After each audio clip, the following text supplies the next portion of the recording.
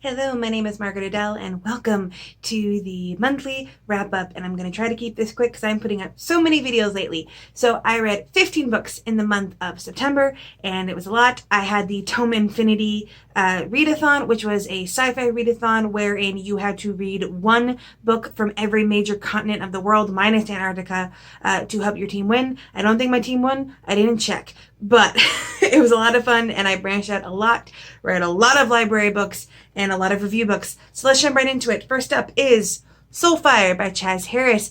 I probably should have held off on reading this one because it doesn't come out until Halloween, but I just was so interested. This is about a young boy named George who has been listening to his grandfather tell stories about this strange place called Mythica his whole life.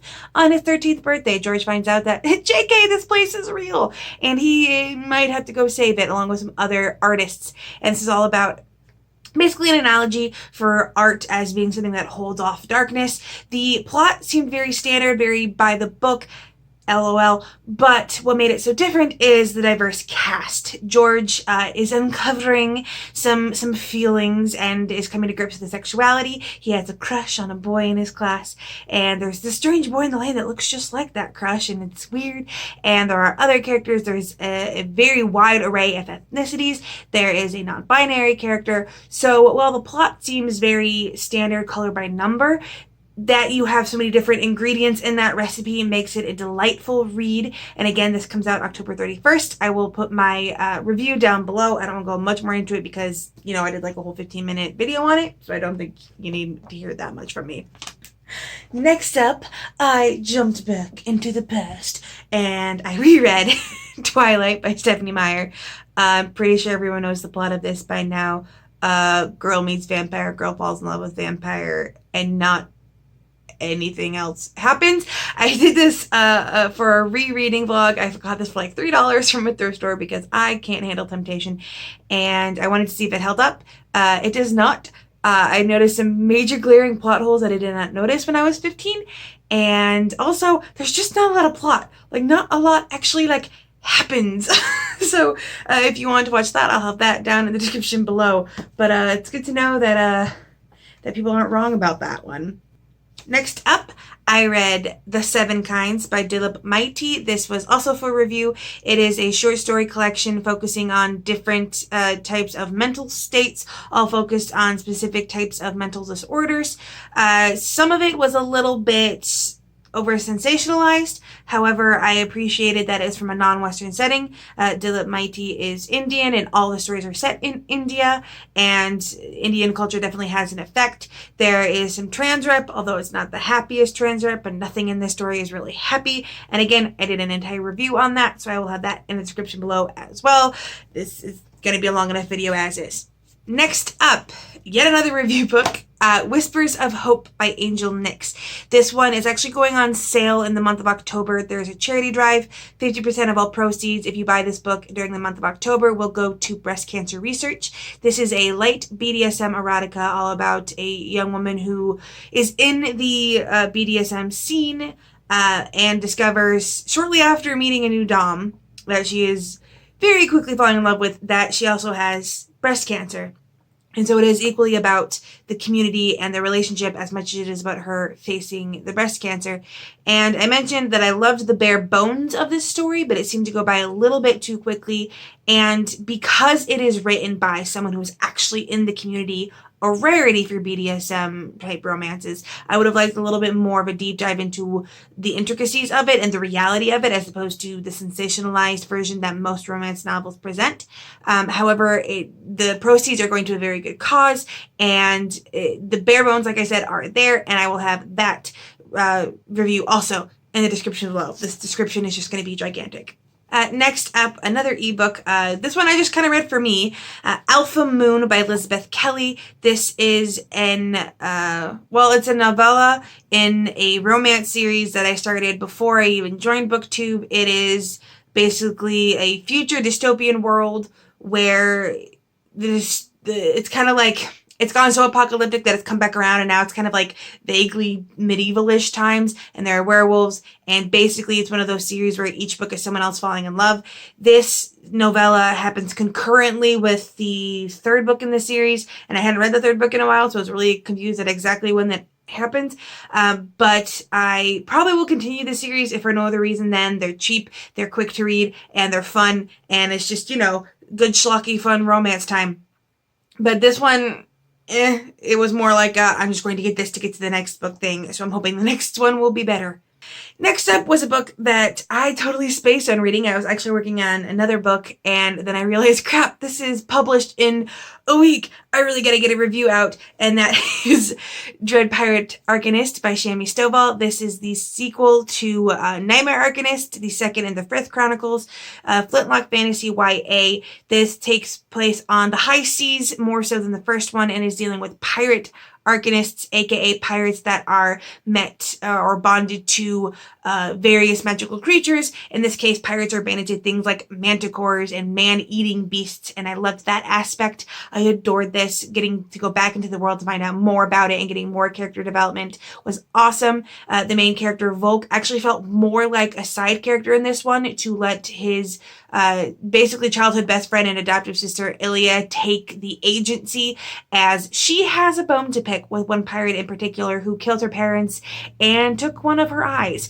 So I loved that. I love that we got to see another one of the apprentices take center stage, and I have such high hopes moving forward, and I will have the review for this one again in the description below. Next up was another review book, but I didn't actually read this copy for review. I actually read a different copy of it, and that is Radiant Souls by Lene H. This was the book that I managed to get into my local library, although not this copy, obviously. I was also given this copy for review. This is poetry, very sapphic, diverse poetry. There are poems that are focused on using the singular version of they for non-binary readers. There's a lot of, LGBT themes. There's also a lot of uplifting themes, which I loved. There was some poetry on struggling, but in general, much more uplifting. And again, I will have the description. I will have the review in the description. I'm going too fast for myself, aren't I? I'm going to just tripping up. And then we began the Tome Infinity Readathon. I gave myself a little bit of an easy time for this, starting with The Ear, the Eye, and the Arm by Nancy Farmer. This was my pick for Africa, as this book takes place in Zimbabwe. I wish it was Own Voices, but it's not. However, this was an old favorite of mine from my childhood. I originally read this in like 5th grade, and I loved it, and I wanted to see if it held up. Doesn't hold up as much as I would like. This is about a futuristic Zimbabwe in which the major big general's 3 children have gone off on an adventure and accidentally got themselves kidnapped. So the general hires these 3 detectives, the ear, the eye, and the arm, named so for their strange mutations after growing up near a power plant, and they are trying to track the children down. Now, in my original mindset when I thought about this from 15 years ago, I thought they were had much more agency than they actually did. In a lot of cases, it feels like they were kind of given the next lead in the investigation, or happened upon things, or were just in the right place at the right time. Like, it didn't feel like they were actually like all that active in uncovering the mystery and uncovering where the children were.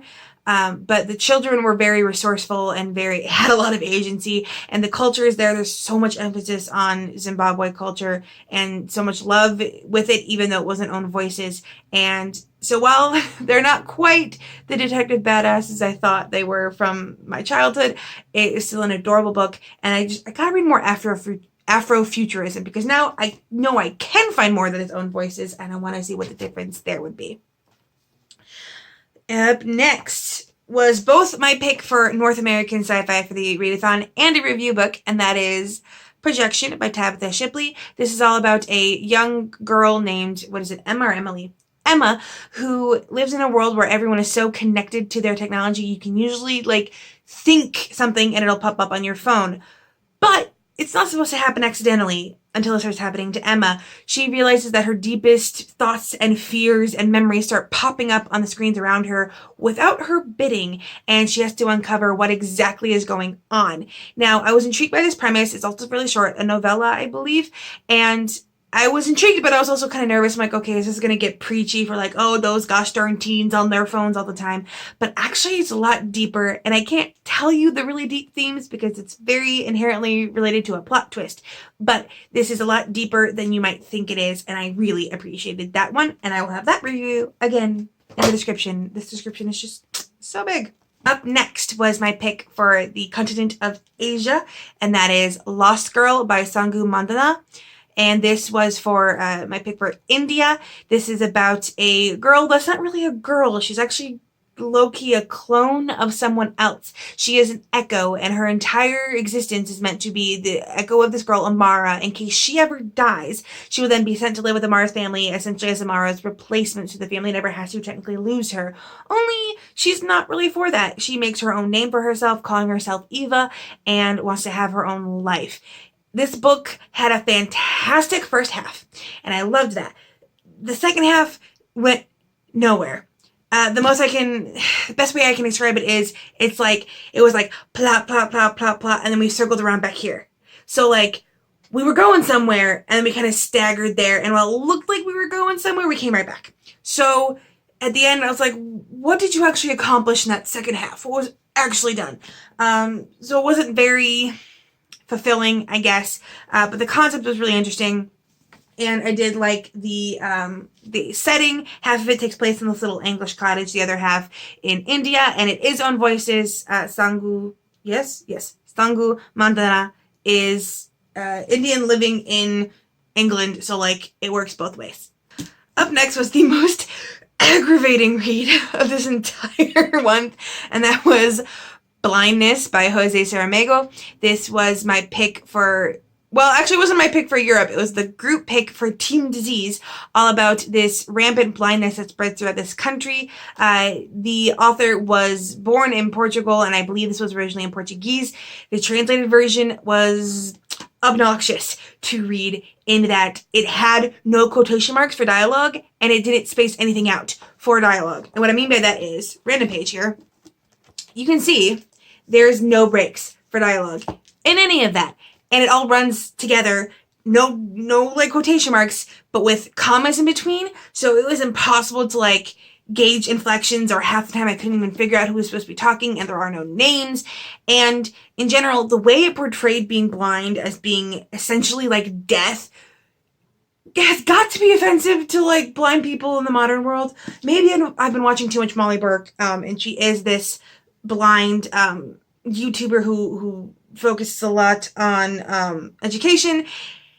And after watching her for a bit and realizing what a fulfilling life you can have as a blind person, this whole thing of like, oh, blindness is a kind of death, it's really overdone. But it's one of those things where like I'm happy to have read it because it's like philosophical fodder, but it stops to have these long philosophical rants all the time, and it's trying to like rant on so many different things to the extent that nothing sticks, and is a theme for another book I'll get to.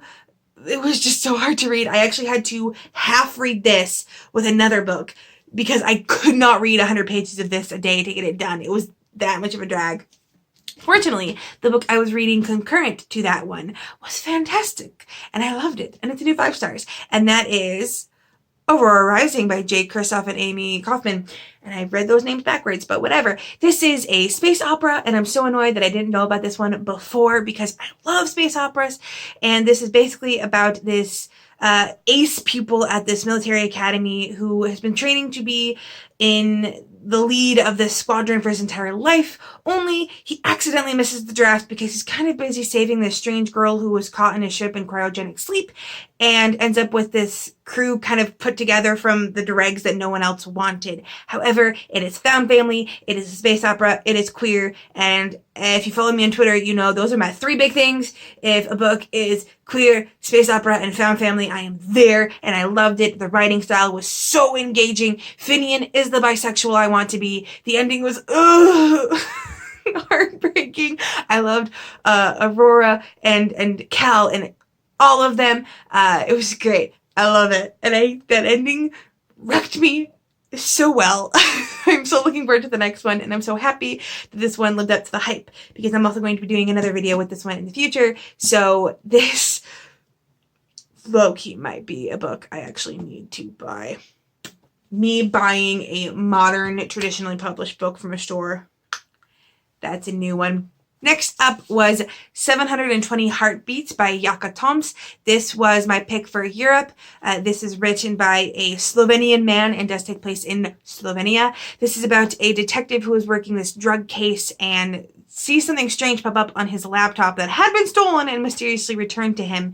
And it turns out that it is essentially a diary, but every diary entry seems to be from himself, but a day in the future. And so a lot of it is about what's going to happen the next day, where is this coming from, how does it affect the case that he's working, and that intrigued me so much.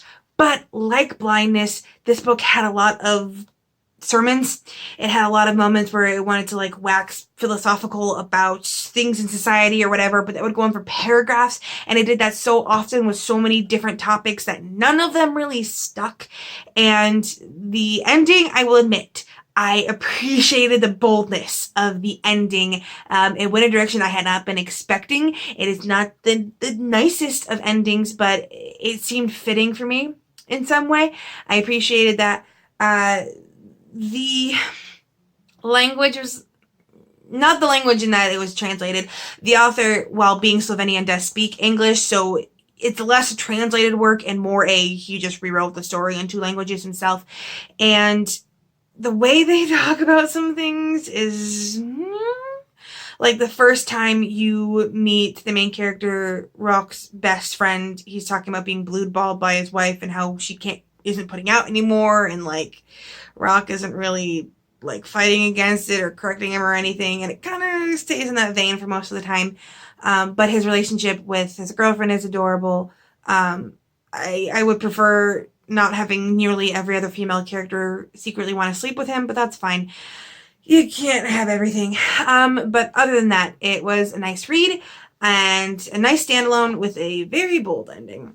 Up next is my pick for South America and the final book of Till Infinity, and that was The Summer Prince by Elia Don Johnson. This was a Brazil-esque setting, a very futuristic Brazil, in which every 5 years they pick a summer king who is purely symbolic, and he is king for a year and then is sacrificed in picking the next queen in this sort of ritualistic setting. Now, you do have to like apply to be king, so it's a willing sacrifice, but this young artist named June, who is actively trying to rebel against some of the more stringent factors of the city's hierarchy, befriends the Summer King as well as some others, and goes on a wild ride, and you wonder where it's going to end up. Is he really going to go through that at the end of the year?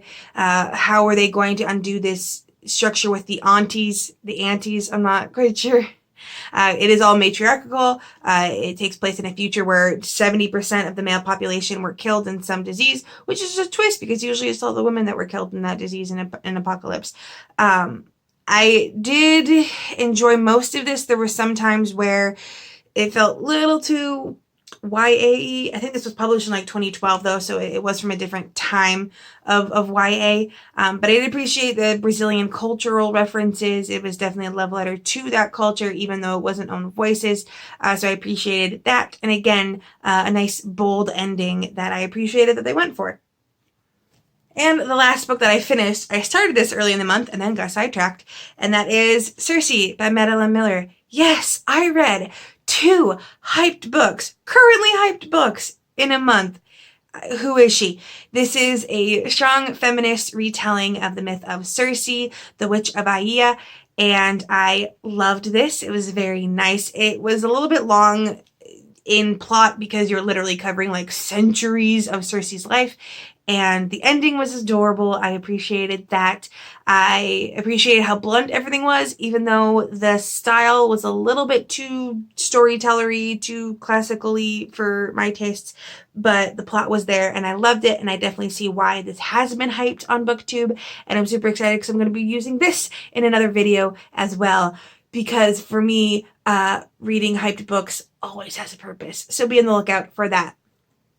This this video has gone on for way longer than I intended, so I'm going to wrap it up here. If you've read any of the books or interested in any of the reviews, please let me know. I will have all the reviews in the description. Leave any comments if you've read any of these books, if you want to be the bisexual that Finian is as well. And with nothing else to say, I hope you have a wonderful day and a marvelous tomorrow.